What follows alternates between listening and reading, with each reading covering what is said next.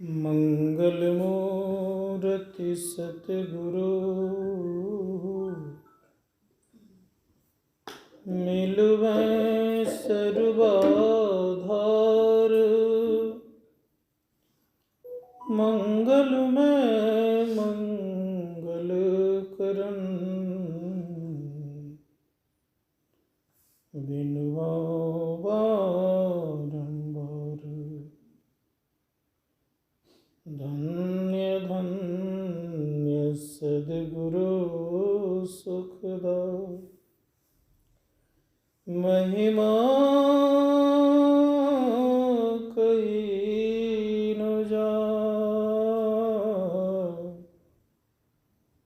जो कछु कहूँ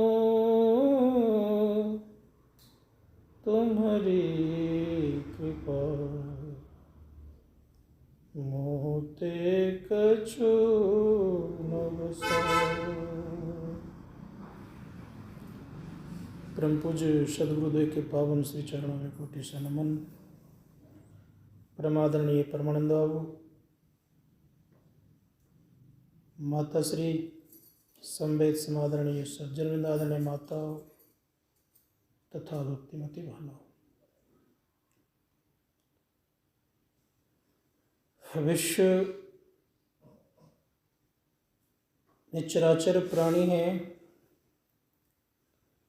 चराचर प्राणियों में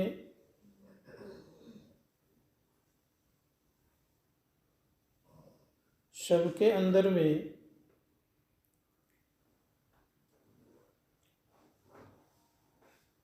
कुछ न कुछ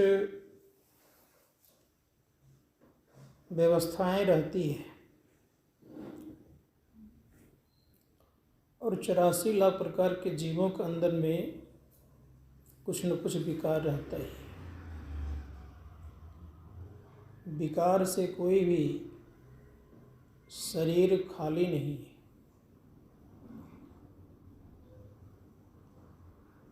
संत महात्मा गण कहते हैं कि हम आप प्रत्येक शरीर में आना जाना करते आए हैं। कितने बार गए ऐसा कोई ठिकाना नहीं है। जब से हम संसार में आए हैं तब से इन विकारों से हम ग्रसित हैं। इसीलिए धर्मशास्त्रकार कहते हैं कि जीवन में सबों से ऊपर उठने पर सुख मिलता है। इसीलिए बड़े बड़े महापुरुष भी इसको समाप्त करने की बात करते हैं। जिनके जीवन में कोई विकार नहीं है उनका पूरा दुनिया अपना हो जाता है।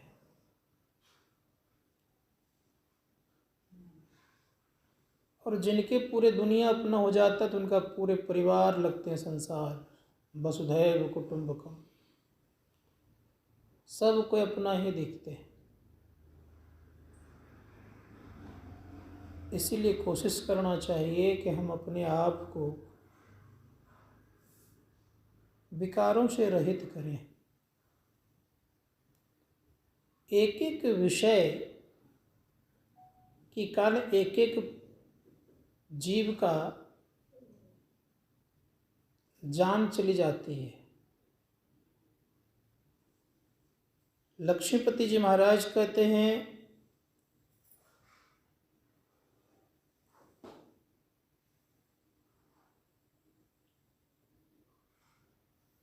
कि जीव के कारण बंसी में मछली फंस जाती है, नाक के कारण भंवर मारे चले जाते हैं, स्पर्श सुख के कारण हाथी विशाल होते हुए सर्कस में जो जो कहता है करने लग जाते हैं। नयन के कारण फतिंगा इत्यादि बहुत जलने लग जाता है। अर्थात मर जाता है।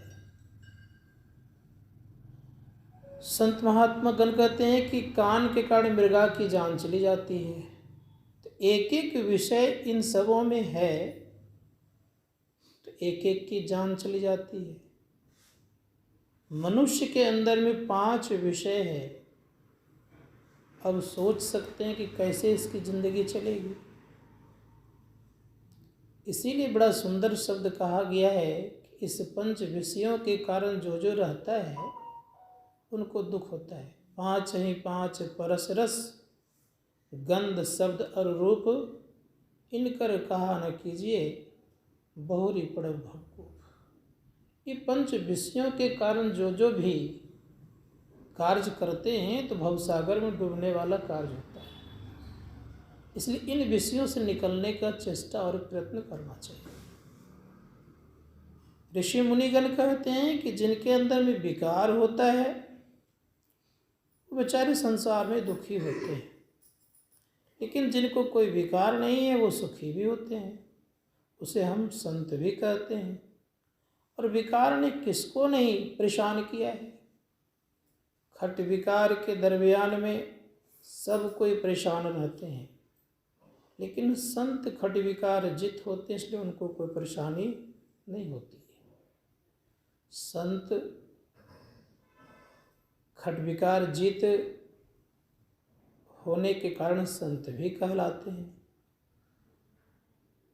संत ही एक ऐसे हैं जो खट विकार के शिकार नहीं होते। बाकी जितने महापुरुष हैं, महापुरुषों को छोड़ करके बाकी जितने संसार में जीव जंतु इत्यादि हैं सब ग्रसित हैं। इसीलिए शास्त्रकार कहते हैं कि अगर जीवन में कल्याण चाहते हो तो खट विकार से बचो। भगवान श्री राम और लक्ष्मण दोनों जंगल जा रहे थे।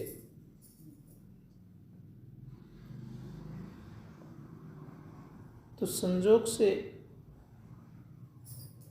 जंगल में एक बंदर मिला। बंदर ने कहा, देखो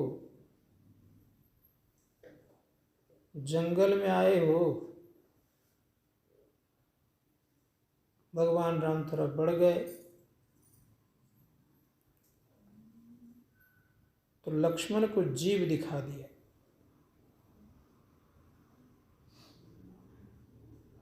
बड़ा क्रोध आया। जीव के बाद जनेंद्रिय दिखा दिया और क्रोध आ गया।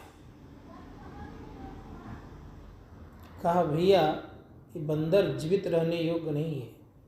कहा, बात क्या है? कहा, देखिए मुझे जीव दिखा दिया और जनेंद्रिय दिखा दिया। कहा, इसका अर्थ समझा लक्ष्मण? कहा, नहीं भैया, इसको तो मैं सोचता हूँ मार ही दूं तो अच्छा रहेगा। भगवान राम कहते हैं, देखो जिन व्यक्तियों के जीव पर कंट्रोल रहता है, अर्थात जिन पर जिनका अधिकार रहता है जीव पर, वो व्यक्ति संसार में कहीं भी रह लेता है। जीव पर जिनको अधिकार है वो कहीं भी गुजर बसर कर लेता है। और दूसरे में मन पर भी अधिकार होना चाहिए। तो अगर संसार में सुखपूर्वक रहना चाहते हैं तो 2 पर तो कंट्रोल होना ही चाहिए। संत सूरदास जी महाराज की पंक्ति है, उन्होंने कहा, जिह्वा इंद्री एके नाल, जो बचे सो बाचे काल। जो व्यक्ति जिह्वा और इंद्रियों से बच जाता है वो काल को भी पछाड़ देता है। इसीलिए इन दोनों पर नियंत्रण होना चाहिए। जीव हमारा नाना प्रकार का रसास्वादन करने के लिए तत्पर रहता है। संत कहते हैं कि जिह्वा पर अधिकार अवश्य करना चाहिए, जिह्वा को कंट्रोल करना चाहिए। और जो जिह्वा को कंट्रोल करते हैं तो उनकी इंद्रियां भी कंट्रोल में आ जाती हैं। इसीलिए जीव को संभालना चाहिए। जीव से रस पैदा होते रहता है। इसीलिए जो जो जीव मांगता है हम आप देते जाते हैं। संत कबीर साहब की जिह्वा बड़ी कंट्रोल में थी। इतनी उनकी जिह्वा कंट्रोल थी, इतना उन्होंने अधिकार रख लिए थे। एक दिन उनकी संग में रहने वाली जो लोई थी, सब्जी में बहुत ज़्यादा नमक दे दिया था। इतना नमक दे दिया था कि जी पर देने योग्य नहीं था, लेकिन पूरे भोजन को बढ़िया से खा गए। चेहरे पर तनिक भी उदासी या शिकन नहीं दिखा।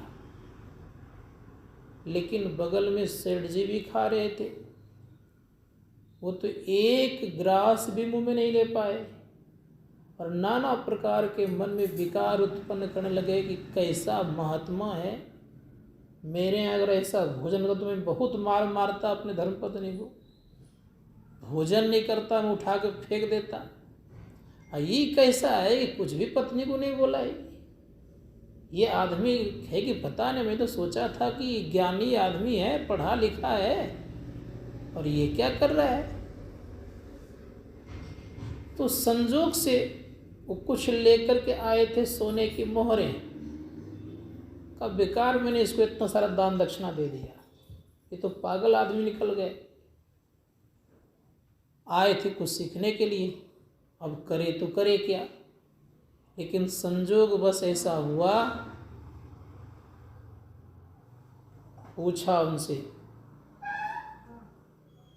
कि आप मुझे कुछ ज्ञान देंगे। कहा मैंने तो ज्ञान दे दिया। कहा क्या ज्ञान दिया आपने।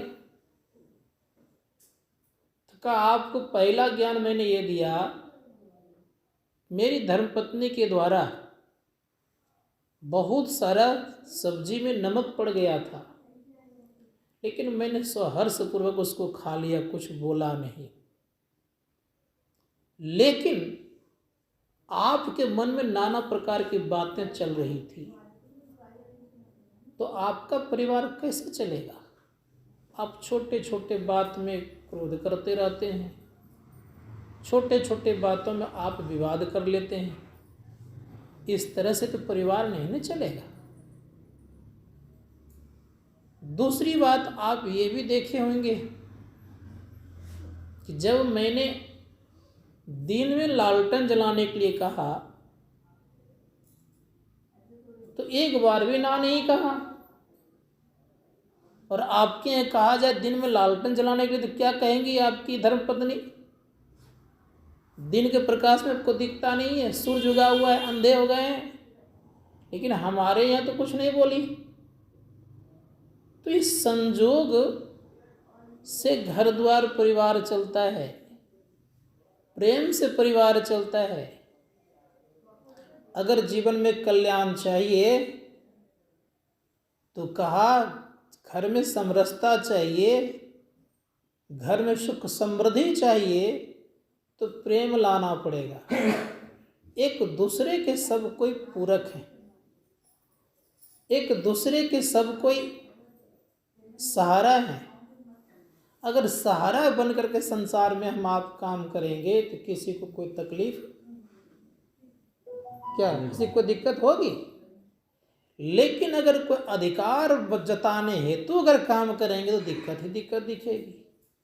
इसीलिए सहारा समझना चाहिए, दुख में सबको साथ देना चाहिए। ऐसा नहीं होना चाहिए कि मान लिया जाए हम पुरुष वर्ग के लोग हैं तो हमारी सेवा माताएं लोग खूब करे, अब माताएं को जब परेशानी हो जाए तो पुरुष उनको ताके भी नहीं, तो ये समरसता नहीं है।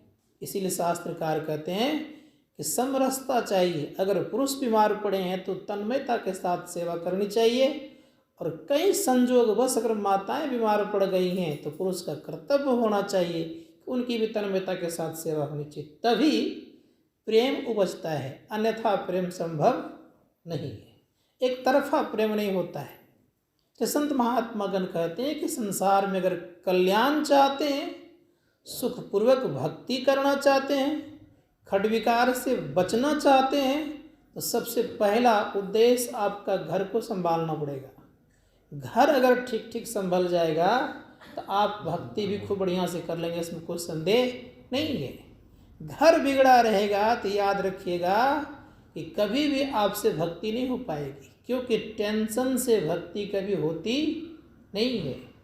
टेंशन रहित जिंदगी होगा, अर्थात यूँ कहिए मानसिक पीड़ा से आप दूर रहेंगे, तभी हम आप भक्ति कर सकते हैं। नहीं तो भक्ति करने के लिए चलें, अब मन में कोई बात आ जाए तो घंटों देर पूजा घर में बैठे रह जाएंगे, उसी बातों में घूमते रह जाएंगे, ये भक्ति होगी? इसलिए संत महात्मा गण कहते पांचों कुतिया राम की करत सदा भजन में भंग। ये पांचों कुतिया से मतलब ये पंच विषय रूपी कुतिया सबके अंदर में है, सदा भजन में भंग करती रहती है, लेकिन है ये किसकी? ये तो राम की ही है। का इनको रोटी देकर भजन करो निसंग, का इनको रोटी दे दीजिए और निसंग पूर्वक भजन करते रहिए। मतलब इनको कुछ न कुछ आप दे दीजिए, दीजिएगा तब भजन कर सकते हैं। अगर मन में भूख लगी हुई हो, अर्थात पेट में भूख लगी हुई हो, अब भजन करने बैठेंगे तो भजन होगा? कहा भी गया है बड़ा सुंदर ढंग से, भूखे भजन ना होई गोपाला, ले ले अपना कंठी माला। तो भूखे भजन होता नहीं है, इसीलिए क्या करना पड़ेगा? पहले उपाय करना पड़ेगा पेट के लिए। दूसरी बात मैं कहना चाहूँगा आप लोगों से, ख्याल रखिएगा थोड़ा सा। सबसे पहली जो आवश्यकता है उसकी पूर्ति करिए, तब भक्ति कर पाइएगा। जिन जिन महापुरुषों को आप देखेंगे, पहले उन्होंने भोजन का प्रबंध कर लिए हैं, चाहे वो हवा पी करके रहने वाला हो या वृक्ष का छाल खा के रहने वाला हो, जिस किसी चीज से जीवन यापन करने का प्रबंध था वो करके ही भजन शुरू किए हैं। ऐसा नहीं किया है कि कुछ नहीं खाए तब भजन करे, संभव नहीं है। इसीलिए शरीर है, एक कलयुग है, कलयुग में सदैव याद रखिएगा अन्न प्राण है। अन्न प्राण होने के नाते इसको अन्न ब्रह्म भी कहा जाता है। इसका प्रबंध बढ़िया से होना चाहिए। पहले हम लोग क्या करें? तो अन्न की व्यवस्था करें, फिर रहने की सुविधा इकट्ठा कर लें। इन दोनों चीज़ों से आप मुक्त होंगे, तब आपको कोई कहेगा कि भगवान का भजन करो, तब आप कर सकते हैं। और ये दोनों नहीं रहेगा, अन्न पेट में नहीं रहेगा, वस्त्र नहीं रहेगा, रहने की व्यवस्था नहीं रहेगी, और आपके यहाँ कोई जाए उपदेश करने के लिए तो सुनिएगा उपदेश? कोई सुनेंगे? जुगाड़ करेंगे इसका। संत महात्मा ने इसलिए इस शरीर दिया है कर्म करने के लिए, थोड़ा बहुत कर्म करते हुए ईश्वर का भजन करना अवश्य चाहिए। संत कबीर साहब बड़े ही संतोषी महापुरुष थे। उनका कहना क्या था? उनका कहना था, साईं इतना दीजिए जामे कुटुंब समाए, मैं भी भूखा ना रहूं साधुन भूखा जाए। उनके जीवन में ये बात क्यों आई? इसलिए आई, वो यही कहा करते थे, मैं भी भूखा नहीं रहूं, और जो कुटुंब परिवार इत्यादि कोई लोग मेरे यहाँ आवे उसकी भी सेवा हो जाए, इतना तो मुझे अवश्य दीजिए। इसके लिए जुगाड़ भी करते थे, लेकिन व्यसन मुक्त जिंदगी जीना पड़ेगा।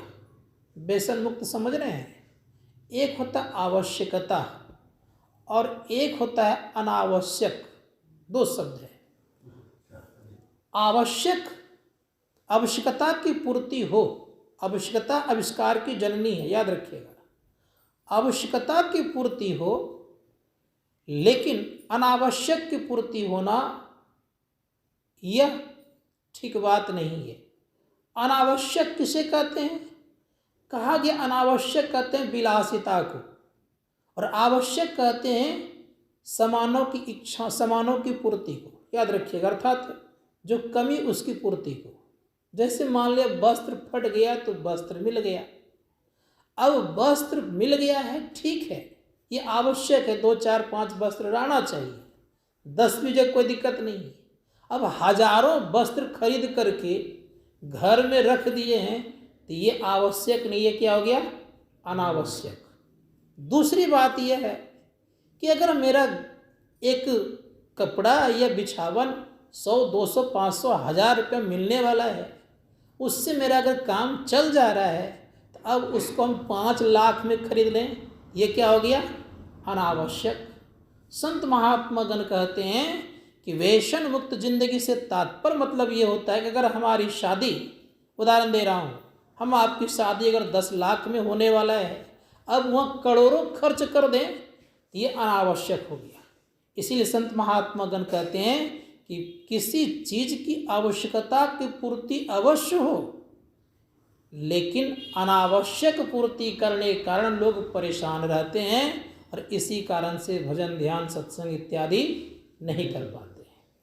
संत महात्मा गण कहते आवश्यक चाहिए, भोजन चाहिए, भोजन के साथ साथ वस्त्र भी चाहिए, मकान भी चाहिए। अब लोग एक एक चीज करते क्या है, ये भी ध्यान देना होगा थोड़ा सा हम लोगों को। जैसे मान लिया जाए घर बनाने की जो व्यवस्था होती है उसके तहत अगर बना लेते हैं तो कोई बात नहीं है। अब रावण की तरफ विलासतापूर्ण जिंदगी हो जाए कि सोने का महल हो जाए और रुपये का छाजा हो जाए,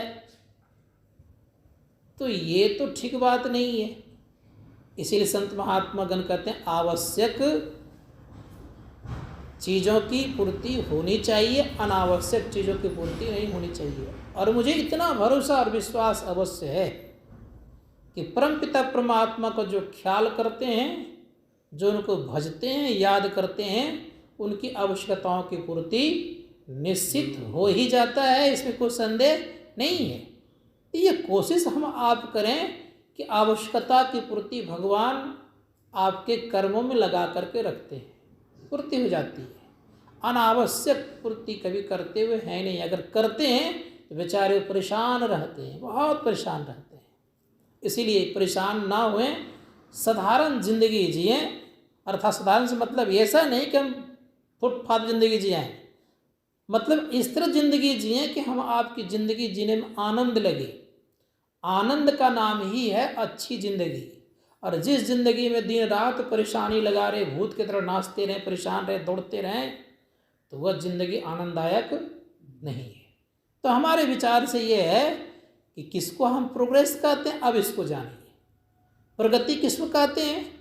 तो फ्रैंकली एक बहुत बड़े दार्शनिक और विद्वान हो गए, उन्होंने कहा जीवन में तुम अगर सरलतापूर्वक जिंदगी जीते हो और भगवत भजन करते रहते हो तो तुम्हारी जिंदगी आनंददायक है।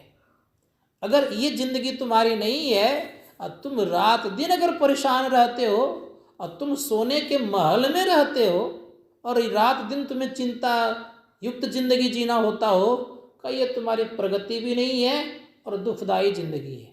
इसीलिए दुखदायी जिंदगी से अगर बचना चाहते हैं तो एक बात सदैव याद रखिएगा कि आवश्यकता की पूर्ति करके भगवान को याद करिएगा, ये प्रगति का मार्ग है। और आवश्यकता की पूर्ति अगर नहीं करके अनावश्यक पूर्ति करने में लगिएगा और भगवान को भूल जाइएगा तो ये जिंदगी आपका आनंददायक नहीं, दुखदायी है। इसको सदैव याद रखिएगा। इसीलिए संत महात्मा गण कहते हैं विकार उत्पन्न कहाँ होता है? अनावश्यक चीज़ों में ज़्यादा विकार उत्पन्न होता है, याद रखिएगा। इसीलिए अनावश्यक चीज़ों की तरफ ध्यान नहीं दें। जब आपकी आवश्यकता की पूर्ति ठीक ठीक होगी तो आपके अंदर में एक भावना आएगी कि हमारा संसार में सब अपना है और मातृवत, भ्रातृवत और जननी व्रत आपकी जिंदगी रहेगी। अगर ये भावना उत्पन्न रहता है तो आपका जीवन पवित्र रहता है, और ये भावना अगर उत्पन्न नहीं रहता है तो आपकी जिंदगी सरलतापूर्वक नहीं रहेगी। इसीलिए आपने देखा होगा कि बड़े बड़े महापुरुष जब इस पथ से अनुकूल रहे तब तो ठीक रहे, अब पथ से जहाँ विचलित हो गए तब वो प्रतिकूल हो गए। कैसे? एक छोटी सी कहानी सुनाता हूँ मैं आपको। संसार में रहिए और संसार में रहकर संसार से बैर मत करिए। बात समझ रहे मेरी बात को? संसार में रहिए, संसार में रह करके साधारण जिंदगी जीविए तो अच्छा रहेगा। असाधारण जिंदगी जब जीने लग जाइएगा तो दुख होता है। कहिए कैसे? अगर आप किन्हीं से ज़्यादा आप दूरी बनाएंगे तो वो ज़्यादा याद आपको आएगी। बात समझ में आ रही है कुछ कुछ की नहीं? तो वो ज़्यादा याद आएगी। जैसे आप जितना जोर से गेंद को पटकते हैं उतना ही ऊंचाई को प्राप्त करता है वो गेंद। उसी प्रकार जिनसे आप ज़्यादा दूरी रहेंगे वो उतनी ही आपको याद आएगी। इकोनॉमिक्स में एक चैप्टर है, भूल गया हूँ अभी थोड़ा सा, उस चैप्टर का नाम कुछ ऐसा ही था कि आप अगर जिस चीज़ को पाने के लिए चलते हैं तो दूर भागते जाता है, और जिस चीज़ को आप छोड़ने का प्रयास करते तो वो पीछा पड़ता है। बात समझ में आ रही है? तो कहने मतलब ये हुआ कि अगर आप संपत्ति की तरफ पकड़ने के लिए दौड़ते हैं तो वो भागते जाता है, और जैसे आप उलटते हैं तो वो आपको पकड़ना शुरू करता है। इसीलिए इस बात को सदैव याद रखिएगा कि यह धर्म कर्म भी ऐसा ही है। अगर आप जिस चीज़ को छोड़ते हैं तो पकड़ने का प्रयास करता है, और जिस चीज़ को आप पकड़ने के लिए चलते हैं तो वे आपको पकड़ने देते हैं, दूर भागते जाता है। इसीलिए संत कबीर साहब को कहना पड़ गया, देख माया का तिमिर आगे फिरे, तेरी भक्ति गई बड़ी दूर जीव कैसे तरे। माया का तिमिर आगे क्यों फिरा? माया से हम चारों तरफ से घिरे हुए हैं, है ना? तो माया का तिमिर आगे इसलिए फिर गया कि हम भक्ति से दूर हो गए। आवश्यक भक्ति थी, भक्ति आवश्यकता की जिंदगी थी, लेकिन हम इसको ना पकड़ करके माया को पकड़ लिए, और माया को पकड़ लिए तो भक्ति दूर हो गई। तो जब भक्ति दूर हो गई तो स्वाभाविक सी बात है, कोई असत्य व्यक्ति है, कोई असत्य चीज़ है, और उससे हम दोस्ती कर लेंगे तो कब तक साथ देगा? वो नहीं दे सकता है साथ। ठीक उसी प्रकार से याद रखिएगा कि जीवन में असत्य से संग करिएगा तो वो लगेगा सत्य है, लेकिन हकीकत वो है नहीं। दूसरी बात रही भक्ति, अगर पकड़ कर रहिएगा तो माया आपको संग छोड़ भी देगी, लेकिन आवश्यकता की पूर्ति भक्ति करती रहेगी। उदाहरण देता हूँ, सौरवी ऋषि का नाम सुने होंगे आप लोगों ने। सौरवी ऋषि बेचारे अपने को दिखाने के लिए वो पानी में घुस गए तपस्या करने के लिए। अब पानी में घुस के तपस्या करते थे। किसी किसी को नींद भी आ रही है लगता है।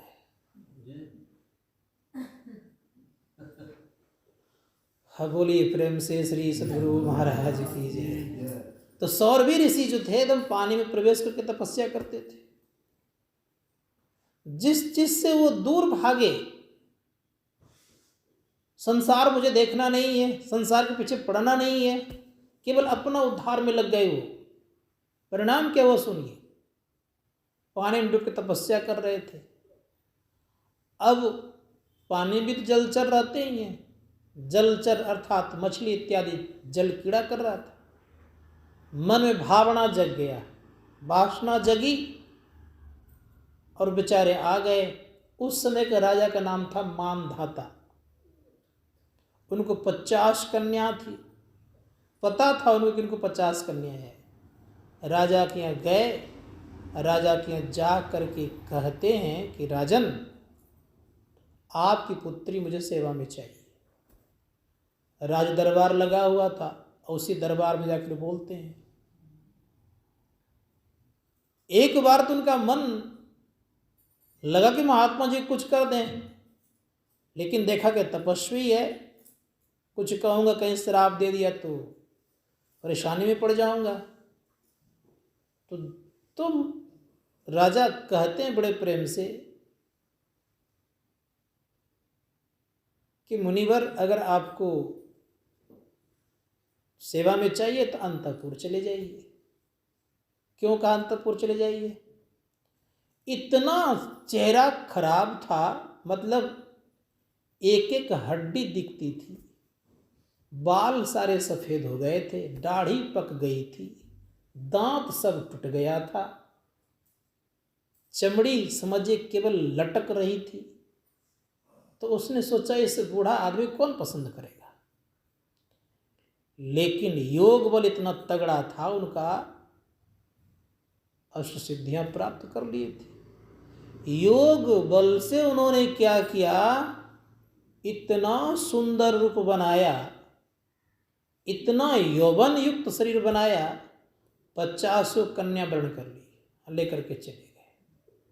अब विचार करके देखिए, कहाँ तपस्या कर रहा था वो, पानी में घुस करके। तो विकार से आप नहीं बच सकते। विकार से बचने का उपाय केवल संतों के पास है, तपस्वियों के पास नहीं है, और हठ योगियों के पास भी नहीं है।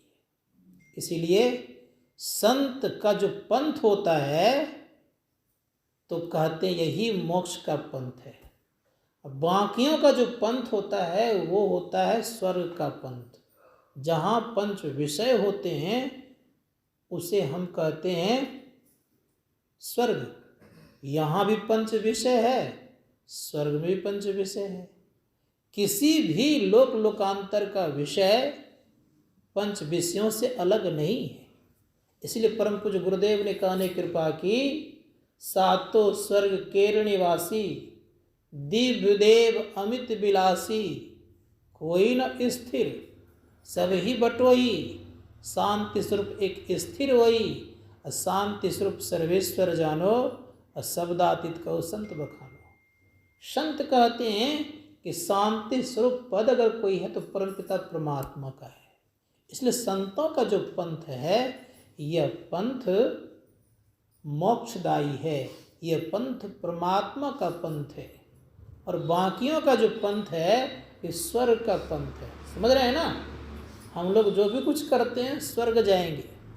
परम पूज्य गुरुदेव के प्रवचन में है, परम पूज्य गुरुदेव ने कहा है कि संत के पंथ को जो पकड़ लेता है उसकी अधोगति कभी नहीं होती है।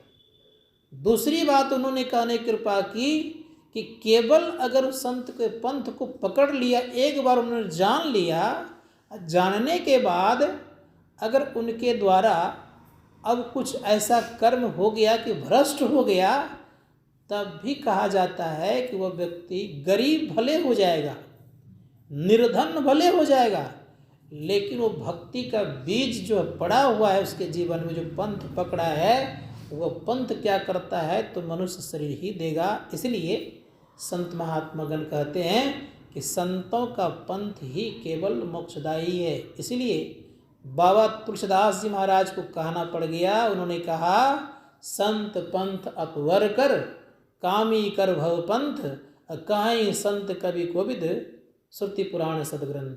का संतों का पंथ ही केवल क्या है, मोक्षदायी है, कल्याणकारी है। अब बाकियों का पंथ पंच विषयों से युक्त है। इतना संक्षेप में बात समझ आ रही कि नहीं आ रही है? इसलिए संत महात्मागण कहते हैं पंच विषयों का पंथ है, अर्थात पांचों विषय वहाँ भी है और यहाँ भी है। अंतर इतना ही है कि हम आप उस पंच विषयों को कम उपभोग कर सकते हैं, उतनी शक्ति नहीं है। देवताओं में हम आपसे ज़्यादा शक्ति है पंच विषय का भोगने का। इसी कारण से वे लोग हमसे ज़्यादा जीवित भी रहते हैं और हम लोग कम रहते हैं। इतने अंतर है, लेकिन है वहाँ क्या, पंच विषय ही है। इसीलिए पंच विषयों से कभी हम आपको नाता रखना नहीं चाहिए। तो पंच विषय से जो कोई नाता रखता है तो वो कहाँ जाते हैं? इसीलिए देवताओं को याद रखिएगा, पुनः मैं दोहरा रहा हूँ आज, देवताओं को, प्रत्येक देवताओं को क्षय रोग की बीमारी हुआ करते। समझते हैं क्षय रोग? क्षय रोग समझते हैं आप लोग, जिसको हम लोग अंग्रेजी भाषा में टीबी रोग कहते हैं। इसको राजयोग कहा जाता है। कौन सा राजयोग कहा जाता है टीबी रोग को? संत महात्मा गण कहते हैं इसलिए प्राय देवताओं को हुआ करता है, क्योंकि विलासता पूर्ण जिंदगी है। इसलिए जिनकी जिंदगी विलासता पूर्ण रहेगी उनकी यह हालत होगी। इसीलिए संत महात्मा गण कहते हैं खट विकार जित का संग करिए। खट विकार जित कौन है? कौन है? तो कहा खट विकार जित होते हैं केवल संत। इसीलिए कहा हमारे गुरु महाराज ने बड़ा सुंदर शब्द कहने की कृपा की। कहा महर्षि प्रमोद जी महाराज कहते हैं, माया जग को ठगे, माया ठगा न जाए। याद रखिएगा, जो कोई माया को ठगे संत कहावे सोई। कहा कि जो माया को ठग लेता है वही संत कहलाता है, नहीं तो सबको माया ने ठग ठग करके रखा है। इसलिए संत कबीर साहब ने बड़े सुंदर शब्दों में कहने की कृपा की। उन्होंने भी कहा, माया ठगनी महाम जानी। कहा कि ठगनी माया को मैं बहुत दिनों जाना, लेकिन मेरे ऊपर भी एक बार धक्का लगा दिया उन्होंने। क्या कहा उन्होंने? संत कबीर साहब कहते हैं बड़े प्रेम से, काशी से लेके मगहर में पटकी, एक बार हमरों पर झपटी। अर्थात बेचारे कहाँ रहते थे पहले हुए? काशी में। तो माया के चक्कर में क्या आ गया उनके मन में हुआ कि जो कबीरा तन तजय कबीरा, राम ही कौन नहीं हो रहा रे। कहने का मतलब उनका यह था, काशी तन तजय कबीरा, राम ही कौन नहीं हो रहा रे। तो उनको लोगों ने कहा करता था कि यहाँ पर जो शरीर त्याग करते हैं, कहाँ पर? काशी में, तो उनको मुक्ति मिल जाती है। तो कबीर साहब ने इस बात को काट दिया। कहा कि सुनिए, अगर बात यही सत्य होती तब तो राम की भक्ति करने को दरकार ही नहीं होती। सब कोई जाते कहाँ? काशी, बड़े प्रेम से अस्वस्थ अवस्था में रहते, और जब तक रहना था तब तक रहते, और वहीं शरीर छोड़ दे तो मुक्ति कर तो मिल ही जाती। तो फिर तो भक्ति करने को जरूरत ही नहीं होती। तो संत कबीर साहब बड़े प्रेम से कहते हैं कि जो काशी तन तजय कबीरा, राम ही कौन नहीं हो रहा रे। अगर काशी में तजने से अगर मुक्ति हो जाती है तो राम का निवारा करने की कोई दरकार तो नहीं, भक्ति करने की क्या दरकार है? कोई दरकार नहीं है। लेकिन उन्होंने कहा कि जस काशी तस मगहर उसर, हृदय नाम जो होए। का जैसा काशी है वैसा ही क्या है? मगर है, कोई अंतर नहीं है। ये संत कबीर साहब ने कहा। लेकिन जितने भी पोथी पतरा पढ़ने वाले लोग थे सब आज भी यही बात कहते हैं। क्या कहते हैं? कि काशी में अगर शरीर छोड़ेंगे क्या हो जाएगा? मुक्ति मिल जाएगी। आज भी कहते हैं, और उसी के चलते आज भयंकर कमाई का जरिया काशी बहुत बड़ा बना हुआ है। ये भी जान लीजिए आप।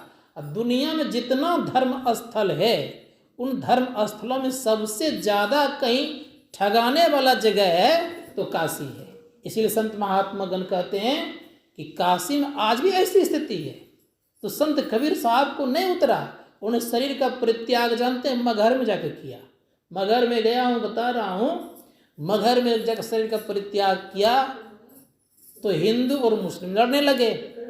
हिंदू कहने लग गए कि ये मेरा है, और मुसलमान कहे मेरा है। अब इतना दोनों झगड़ने लग गए कि उस झगड़ने के कारण क्या हो गया परिणाम? तो परिणाम ये हो गया कि वो मृत शरीर ही गायब हो गया। अब क्या करे? तो दो फूल बन गया। तो एक फूल हिंदू ने ले लिया तो उसको वहाँ पर क्या कहते हैं, समाधि मंदिर बना दिया, और एक फूल मुसलमान ले लिया तो कब्रस्तान बना दिया। दोनों बगले में, दूरी नहीं है। इस एक दीवार दिया हुआ है, इस पार में समाधि मंदिर है, इस पार में कब्रस्तान है। कहाँ है मगर? उत्तर प्रदेश में। तो दोनों एक ही जगह है। मैं गया हूँ वहाँ। एक जगह बहुत सारे महात्मा लोग रहते हैं, साधन में ध्यान करते हैं। एक जगह एक दो ठो मोहम्मडन रहते हैं, पैसा चढ़ा हुआ सब उठा फटा घर ले जाते हैं, और तो कुछ होता नहीं है। ये स्थिति होती है। तो कहने का मेरा अभिप्राय ये है कि कबीर साहब की कितनी अग्र सोची विचारधारा था। ये देखिए कितना उन्होंने दिमाग लगाया है, कोई अंतर नहीं पड़ता है। इसीलिए मैं कहना ये चाहूँगा कि जितने बड़े विद्वान ज्ञानी कबीर साहब है, उतने बड़े विद्वान कोई नहीं हुए। एक चीज़ का जो उन्होंने बोला है कोई नहीं बोल पाया उतना। तो दूसरी बात ये मैं कहना चाहूँगा, कबीर साहब इसलिए संतों का श्रेष्ठ शिरोमणि कहा जाता है। दूसरी बात ये भी मैं कहना चाहूँगा, कबीर साहब की वाणी सब कुछ समझ भी नहीं पाते हैं। इसीलिए संत महात्मा गण कहते हैं कि संत होते हैं खट विकार जित। याद रखिएगा, संत होते हैं खट विकार को परास्त करने वाले, और बाकी लोग कोई खटविकार को परास्त करने में सक्षम नहीं होते। इसीलिए संतों का पंथ को पकड़ना चाहिए। इसको सदैव याद रखिएगा। जो जो संत बन गए उनके जीवन में किसी प्रकार कोई खटविकार नहीं है, और जो संत नहीं बने हैं उनके जीवन में तो है ही, चाहे आप कुछ भी क्यों न बन जाए। इसलिए संतों का पंथ को पकड़ने का प्रयास कीजिए। संत तुलसी साहब कहते हैं बड़े प्रेम से, सबसे बड़ो है संत मत। याद रखिएगा, तो सब कह रहे हैं कि सबसे बड़ा क्या है? संत मत। सबसे बड़ो है संत मत, मुक्ति का मार्ग बतावे जी। कह रहे हैं कि मुक्ति का मार्ग बताने वाला क्या है? संत मत ही है। अब इस एक चौपाई छोटी सी और जोड़े हुए हैं उन्होंने कहा कि मुक्ति का मार्ग बतावे जी, अब मुक्ति डगर पर जो कोई चले संत सोई कहावे जी। उस मुक्ति डगर पर जो चल देते हैं वही संत हो जाते हैं। ये मुक्ति का मार्ग है। इसलिए हम लोगों को जीवन में याद रखिएगा, मुक्तियां होती है 5। कौन कौन? सालोक, सामिभ, सायुज, सारूप और कैवल्य। याद रखिएगा, 4 मुक्तियों का वर्णन उपनिषद में है। 5वीं मुक्ति का सबों ने गुप्त रखा है। यद्यपि ये भी वर्णन है लेकिन इसका खुलासा कोई नहीं करते, लेकिन संत मत खुलासा करते हैं। कहते हैं इन 4 प्रकार के मुक्ति में देह रहता है। कौन कौन मुक्ति है 4 प्रकार का? सालोक, सामीप, सायुज और सारूप। इन चारों में देह रहता है, और जहाँ देह रहता है तो सदैव याद रखिएगा देह रहने वाले का आवागमन होता है। अब आप लोगों से एक बात जानना चाहता हूँ, भगवान शिव को देह है कि नहीं है? हाँ, तो जिनका देह है उनका आवागमन कभी होगा नहीं होगा? नहीं बोलिएगा आप लोग। यहाँ को दूसरा आ जाएगा तो कहेगा कहाँ से बात बोल रहे हैं आप? तो मैं प्रमाण दे के बोलता हूँ जो बोलता हूँ। जिनके पास देह रहता है कभी न कभी उनका आवागमन होता है, इसको नोट करिएगा। और जिनके पास देह नहीं रहता है उनको कभी आवागमन होता नहीं है। तो किनको देह नहीं होता है? संत देह को पार कराते। कितने देह हैं? तो 5 देह हैं, स्थूल, सूक्ष्म, कारण, महाकारण, कैवल्य। इन 5 को जो पार कर जाता है तो वो क्या हो जाता है? अनंत। अनंत का देह नहीं होता, इसलिए उनका आवागमन होता नहीं है। इसलिए संत महात्मा गण कहते हैं कौन सा अपनाना चाहिए? मैं मुक्ति की बात करता है जल्दी नहीं। इसीलिए ये मुक्ति जो आजकल लोग सुनाते हैं ना कि फलाने ने मार दिया, भगवान कृष्ण ने मार दिया किसको? कंस को, तो उसकी मुक्ति हो गई। अरे उनकी मुक्ति नहीं हुई है, मुझसे नोट करवा लीजिए, उनकी देह की मुक्ति हुई है। किसी को मारने से मुक्ति नहीं होती। भगवान राम ने किनको मार दिया भाई? रावण को। तो रावण की मुक्ति नहीं हुई है। कहाँ गए बेचारे? तो उनके धाम में गए, और देह उनका है ही एक स्थूल देह, छोटा सूक्ष्म देह से, तो वहाँ गए। तो अब विचार कर देखे मुक्ति हुई? देह तो रह ही गया। किसी भगवान के द्वारा मृत्यु होने पर उनकी मुक्ति नहीं होती। कोई नहीं कहता, अगले मैं कह रहा हूँ आज खोल करके। इसीलिए मैं कहना चाहूँगा स्पष्ट रूप से कि मुक्ति होती है केवल उन्हीं की जो व्यक्ति संत के डगर को पकड़ लेते हैं, अर्थात शब्द के डगर के जो पकड़ लेते हैं। जो व्यक्ति निशब्द में चले जाते हैं उन्हीं की मुक्ति होती, बाकियों की मुक्ति होती नहीं है। तो मुक्ति अगर चाहिए जीवन में, मुक्ति कहते हैं छुटकारा को। किन से छुटकारा? शरीर और संसार से। किससे? शरीर और संसार से। तो शरीर जब तक रहेगा तब तक संसार रहेगा, और जब तक संसार है तब तक शरीर रहेगा। तो इन दोनों में तालमेल बड़ा सुंदर है। इन दोनों का तालमेल को मिटाना अगर चाहते हैं तो कहा आप सब शरीरों को पार कर जाइए, तो सब संसार से भी आप पार हो जाएंगे। संत कहते हैं कि ऐसी स्थिति अगर हो गई जीवन में तो आप बिल्कुल मुक्त हैं। इसीलिए इतना सदैव याद रखिएगा, किसी देवताओं की मुक्ति नहीं हुई है। और जब किसी देवताओं की मुक्ति नहीं हुई है तो हम अगर देवताओं के संग में जाएंगे तो हमारी मुक्ति होगी? नहीं ना होगी। इसीलिए अगर मुक्त अवस्था प्राप्त करना चाहते हैं तो संतों का पंथ को पकड़िए और जीते जी मुक्ति होने का प्रयास करिए। जीते जी मुक्त होने का प्रयास कीजिए। जीते जी कैसे मुक्त हो जाएगा भाई? एक अवस्था है, उस अवस्था में जो पहुंच जाते उनको जीते जी मुक्ति मिल जाती है। इसीलिए संत कबीर साहब कहते हैं जीवत ही करो आशा साधो, जीवत ही करो आशा, जीते जी आशा कर लीजिए, मरने पर नहीं। फिर उन्होंने कहा अब हूँ मिला सो तब हूँ मिलेगा, यही जन्म काला, जो अभी मिला है वही बाद में मिलेगा। लेकिन लोग उल्टी बात करते हैं। क्या करते हैं थोड़ा बता देता हूँ मैं। लोग क्या कहते हैं, अच्छा अभी नहीं बाद में मिलेगा। इसीलिए लोग बैतरनी पार्क में क्या करते थे पहले मालूम है आप लोगों को? आज भी करते हैं लोग। क्या करते हैं, गाय को नदी ठीक से पार नहीं कर पाते, बैतरनी कैसे पार करा देंगे वो? तो समस्या यहाँ पर ये पड़ी हुई है लोगों के अंदर में, इतना न भ्रम डाला गया अभी भी कि लोग इस भ्रम से निकलना नहीं चाहते हैं। अरे आज जो खाए हैं तो ढकार किसका आएगा? जो खाएं उसे ढकार नहीं आएगा। अगर हम खाएं रसगुल्ला तो हमको मिर्चाई का ढकार नहीं, मिर्ची का ढकार नहीं आएगा। किसका रसगुल्ला ढकार आएगा? ठीक उसी प्रकार से याद रखिएगा जीवन में कि जो आज मिला है वही कल मिलेगा, और आज नहीं मिला तो कल मिलने वाला नहीं है। इसलिए कहा अब हूँ मिला सो तब हूँ मिलेगा, यही जन्म काला। मुक्ति होती कैसे? खा जीते जी। कैसे प्राप्त होगा? जैसे उदाहरण देता हूँ आप लोगों को। हम आप लोग भोजन करते हैं, पेट अगर भर जाता है तो किसको पता चलता है भाई? दूसरे को।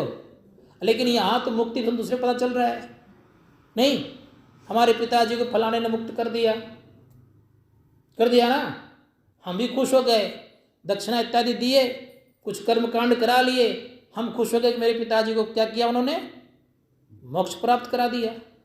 लेकिन जब खुद को पता नहीं है तो उनको पता चल जाएगा। इसीलिए एक छोटा सा प्रसंग सुनाता हूँ इस पर। एक राजा था बेचारा, राजा ने सुना था कि सुखदेव जी ने उस परीक्षित को कथा सुनाए तो बेचारे मुक्त हो गए। लेकिन इस बात को कभी नहीं कहते कोई। परीक्षित का भी पूरा याद रखिएगा मोक्ष नहीं हुआ है। आप कहें कैसे कह रहे हैं? इस देह को उन्होंने भगवान में लीन लगाया, लेकिन सूक्ष्म देह से गए, लेकिन कैवल्य मुक्ति प्राप्त नहीं हुई। परिणाम क्या हुआ? सुना था, उसने वैसा कहना शुरू कर दिया। तो बेचारे एक कथाकार उधर से आ रहे थे, सिपाही के द्वारा बुलवाया गया। आया बेचारा, कहा कि आप कथा करते हैं? कहा हाँ। कहा मेरी भी इच्छा कथा कराने की है, क्या कथा को सुनने से परीक्षित की तरह हम हो जाएंगे? तो आजकल प्राय कथाकार लोग कहेंगे उसको तो पैसा लेना है। और एक कथा का जानते कितना लेता है? एक कथा करने वाला का 25-25 लाख टका लेता है। एक कथा करने वाला 25-25 लाख टका लेता है। और क्या सुनाता है? अधिकांशतः केवल नचाता है लोगों को, आनंद खूब लुटवाता है। अब उसी को समझता है कथा है, गुणार्थ बात तो कहता ही नहीं। परिणाम ये हो गया। कहाँ कर देंगे? तो कहा बॉन्ड भरना पड़ेगा। कहा क्या? कहा अगर परीक्षित की तरह अगर मेरा कल्याण हो गया तब तो जो कहेंगे सो मैं देने के लिए तैयार हूँ, अगर नहीं हुआ तो आपको जेल में बंद कर दूंगा। लालच बेचारे आ गए। कहा राजा है बहुत कुछ देगा, स्वीकार कर लिया। कहा हाँ बॉन्ड भर देता हूँ। बॉन्ड भर दिया बेचारे ने। व्यवस्था की गई, धूमधाम व्यवस्था की गई। जजमान बेचारे बने, बैठे पूजा पाठ पे कथा सुनने लग गए। सुनते सुनते उनके मन के एक भी विकार खत्म नहीं हुआ। राजा थे ही, सिपाहियों से 7वें दिन कहा कि मेरे मन में तनिक बदलाव नहीं हुआ, इसको जेल में बंद करो। अब बंद हो गया, अब बंद तो क्या करे बेचारे। उसका पुत्र बड़ा सुसज्जन था और वो साधन भजन करता था, सत्संगी टाइप का था, सत्संगी ही था, संत महापुरुषों से मिलते जुलते थे। ये पोथी पत्र चक्कर में नहीं पड़े हुए थे। पता चला पुत्र को कि बंद कर दिया है, अब करे तो करे क्या। राजा के यहाँ आए मिलने उनसे, खैर राजा साहब एक बात थोड़ी देर मेरी मान लीजिए। कहा बोलिए क्या मानना है। कहा 2 रस्सा ले आइए और मेरे पिताजी को जेल से बाहर कर दीजिए। पहले तो दिखाया अपना रुबाब। कहा बस थोड़ी देर बात मान लीजिए, छोड़ना आपके हाथ में रहा, मेरी बात तो मान लीजिए, थोड़ी देर के लिए मान लीजिए, क्योंकि आपके यहाँ दुनिया भर फौज है, मैं कहीं भाग नहीं सकता हूँ। एक खंभों में आपको बांधता हूँ और एक खंभों में अपने पिताजी को बांधता हूँ। स्वीकार कर लिया, दोनों को रस्सा से बांध दिया। अब बीच में उनके पुत्र, कथाकार के पुत्र खड़े हो गए। अब बीच से आदेश करते हैं कि पिताजी राजा साहब का बंधन को खोल दीजिए। पिताजी कहता है बेवकूफ कहेगा, मैं बंधा कैसे खोलूंगा उसको। तो कहा शांत रही पिताजी। फिर राजा साहब मेरे पिताजी के बंधन आप खोल दीजिए। कहा कि मैं राजा हूं, मुझे तुम इस तरह से बोलते हो, कैसे खोल सकता हूं, कहां कर लिया है। कहा राजा साहब सुनिए, ना आपके बंधन को मेरे पिताजी खोल सकते हैं और ना मेरे पिताजी के बंधन आप खोल सकते हैं। क्यों नहीं खोल सकते हैं, तो दोनों बंधे हुए हैं। अब बंधे हुए होने के नाते मुझे बताइए दोनों को खोल सकते हैं। कहा नहीं। कहा ठीक उसी प्रकार से कथाकार कहने वाला उसमें सुखदेव मुनि था, वो बंधन मुक्त थे तो उनका भी बंधन मुक्त कर दिया। आज ना सुखदेव जी हमारे पिताजी हैं और ना आप सुनने वाले परीक्षित जी हैं, इसलिए बंधन तो रहेगा ही, विकार भी रहेगा। इसीलिए देना लेना जो है दीजिए, नहीं देना तो पिताजी को छोड़ दीजिए। छोड़ दिया, चला गया। तो कहने का मतलब अभिप्राय ये है कि आप किनसे, ब्रह्म ज्ञानी जो व्यक्ति होगा वो आपका कल्याण कर सकता है, जो ब्रह्म ज्ञानी नहीं होगा वो आपका कल्याण नहीं कर सकता है।